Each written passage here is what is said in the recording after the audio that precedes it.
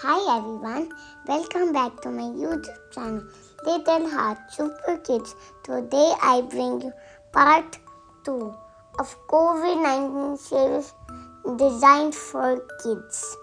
Even at home we can do lots of fun activities and still not get bored at all. Do you know what we can do?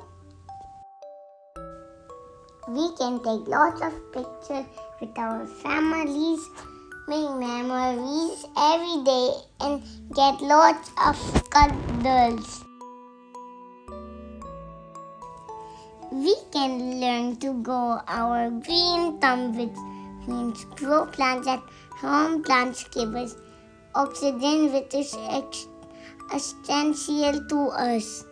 While at home, we also need to study and connect with our teachers and friends. Even it is virtually, make the best use of it.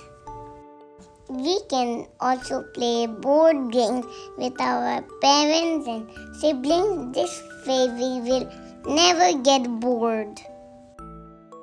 We can do paintings, play with colors, and simply have lots of fun.